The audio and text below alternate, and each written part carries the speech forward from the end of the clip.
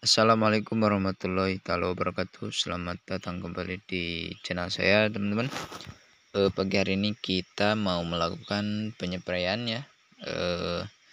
Jadi di sini kita akan membahas tentang proses pelebatan buah cabai kita yang saat ini supaya bisa menjadi lebat dan banyak seperti ini, teman-teman ya. Jadi ini buah kedua, teman-teman. Buah kedua dari tanaman roket.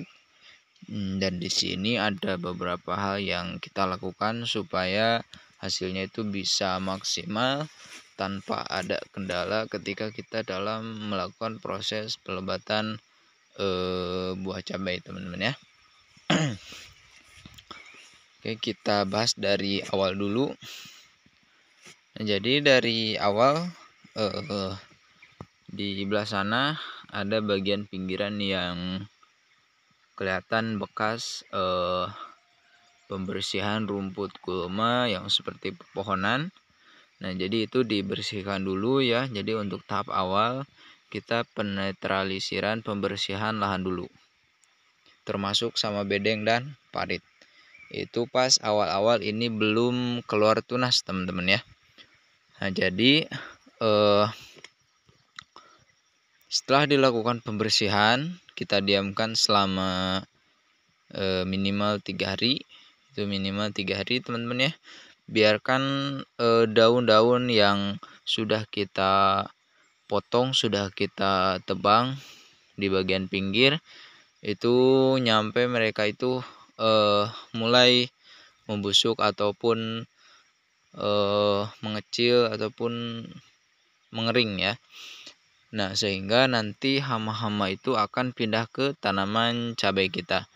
Kenapa? Karena biasanya tanaman di pinggir-pinggir itu sarangnya tungau sama trips dan kutu kebo. Nah, otomatis ketika misal kita bersihkan bagian pinggirnya termasuk di lahannya, hama-hama itu akan naik, teman-teman ya. Nah, jadi di situ kita akan mudah dalam melakukan pembersihan ataupun pengendalian hama-hama.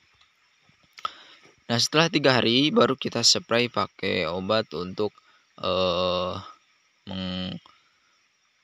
membasmi atau mengusir ataupun mengendalikan hama trips dan tungau setelah 3 hari ya. Setelah 3 hari kita spray pakai tosro. Ini kemarin punya saya pakai tosro, teman-teman ya. Bisa teman-teman rolling dengan abamectin, tapi di spraynya itu sore hari dan itu pun tunggal, hanya dicampur dengan perekat, teman-teman ya. Nah, itu untuk penyepraian pertama kita membersihkan hama dulu supaya tunas itu mudah keluar, dan ketika misal sudah keluar itu tidak akan terganggu sama hama tersebut. Nah, dibersihkannya termasuk sama bandengan dan parit, teman-teman ya. Jadi ini sudah 3 mingguan, sudah hampir 3 minggu. Jadi ini sudah keluar lumput lumayan ya. Nah, setelah dilakukan penyepraian tungau dan pembersihan lahan, nah baru kita melakukan pemupukan. Kalau misalkan punya ada pupuk, bisa teman-teman kocor pakai Mutiara 1616 ya di bagian bawahnya. Kalau ada asam humat bisa tambahkan asam humat juga, dan nutrisi lainnya itu kalau ada ya. Nah, kalau nggak ada nggak apa-apa, teman-teman tinggal melakukan pemberian pupuk ulang, karena ini tanaman kan sudah buah kedua dan itu pun ini kan nggak pakai mulsa ya. Jadi tanah itu mulai pH-nya mudah turun ya, karena kalau misalkan terkena hujan itu akan sangat asam tanahnya ya. Nah, jadi di sini di bagian sini kita ke belah sana dulu.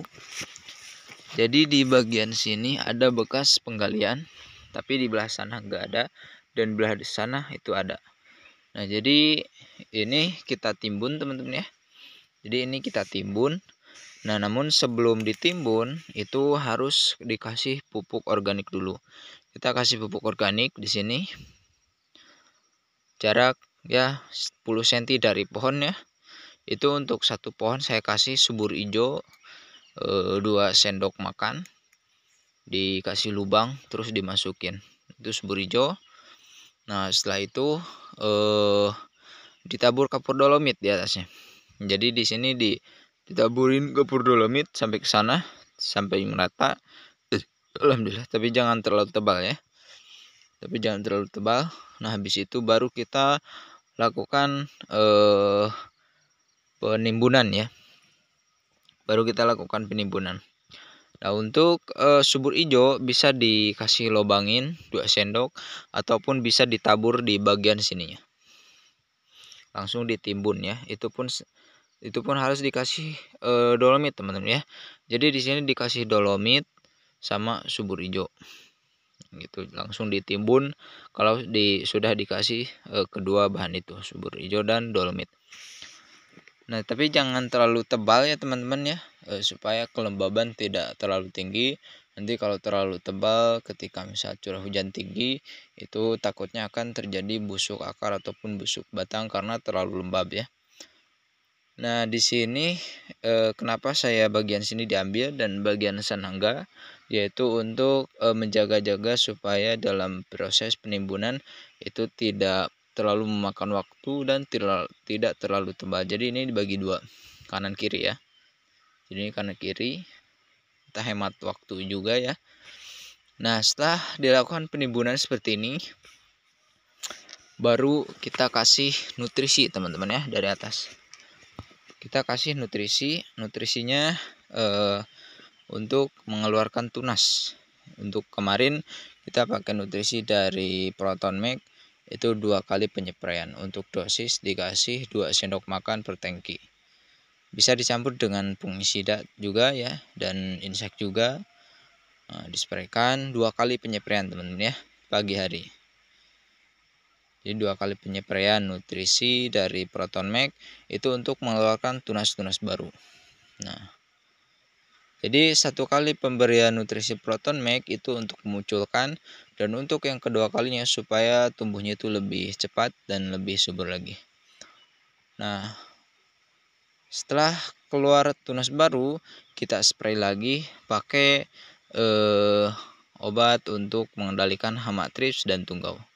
Kenapa kita spray ulang lagi buat ngendaliin trips dan tunggau? Karena gak mungkin dalam 1 kali penyepraian itu hama itu bisa bersih ya. Jadi tetap harus diulang. Jadi 2 kali penyepraian.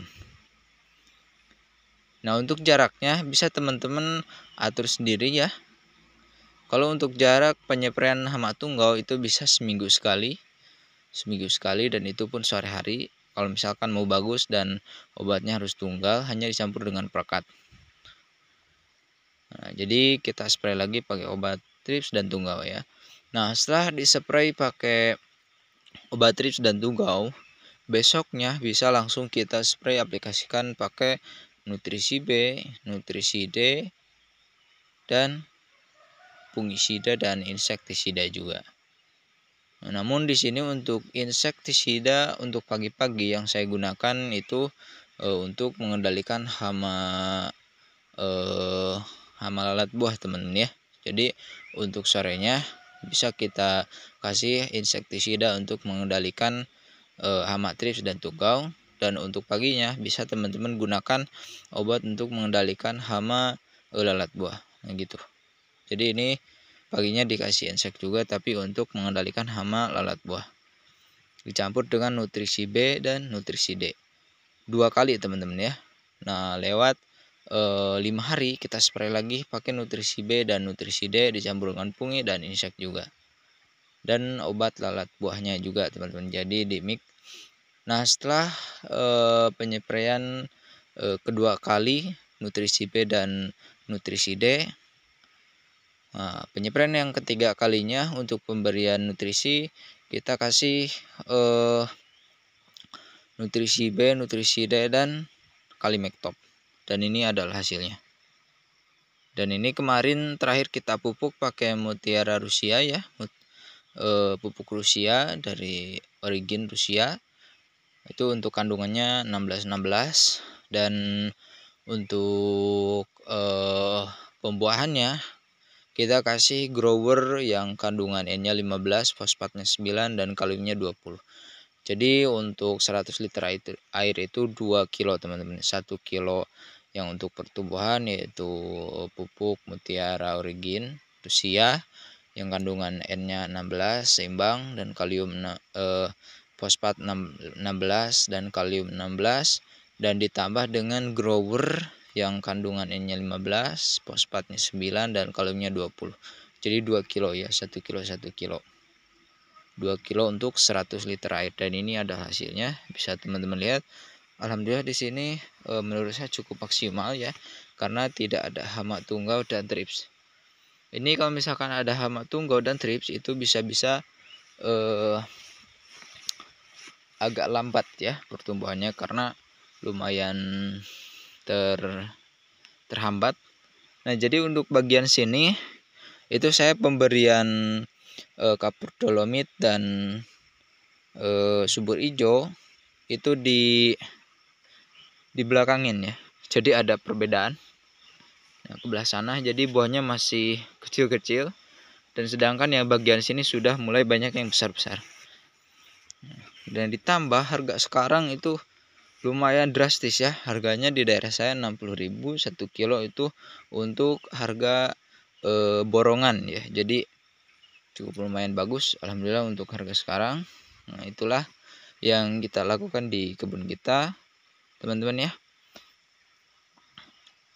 Dan ini pokoknya adalah hasil dari beberapa syariat yang kita lakukan dari awal pemberian nutrisi, pemupukan, pembersihan lahan ya. Mantap sekali, buahnya banyak banget.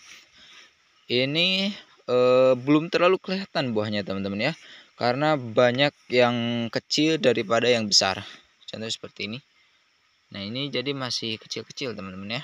Nah, seperti ini. Ini kalau misalkan sudah besar itu akan sangat kelihatan. Pokoknya untuk video selanjutnya kita akan upload lagi di sini, di kebun ini. Tapi kalau misalkan buah cabenya itu sudah mulai besar-besar. Mantap. Ini buahnya ya. Keren. Mantap teman-teman, banyak sekali. Ini kalau kita ke sana itu akan kelihatan buah sama bunga cabenya. Kita dari pinggir ya, karena masih pagi banget jadi basah ya, basah kuyup kalau saya ke tengah. Nah, yang paling bagus tuh yang seperti ini. Ini kalau dikasih pupuk lagi, mantap ya. Ini nanti untuk rencana pemupukan supaya lebih cepat besarnya, akan kita kasih pupuk DGW ya, pupuk DGW yang kandungan kaliumnya itu 22 dan ada plusnya teman-teman ya. Dan ditambah dengan pupuk Mutiara 1616. Nah, ini untuk DGW sangat cepat besar teman-teman ya, yang pernah saya alamin. Masih kecil-kecil teman-teman. Dan untuk tunas juga masih dalam proses keluar ya.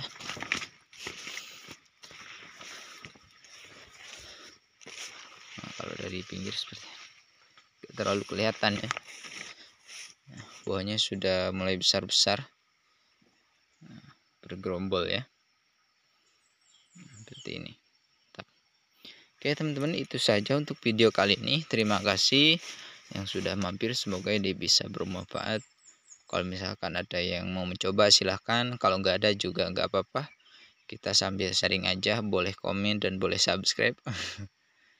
Oke, terima kasih yang sudah mampir. Wassalamualaikum warahmatullahi wabarakatuh.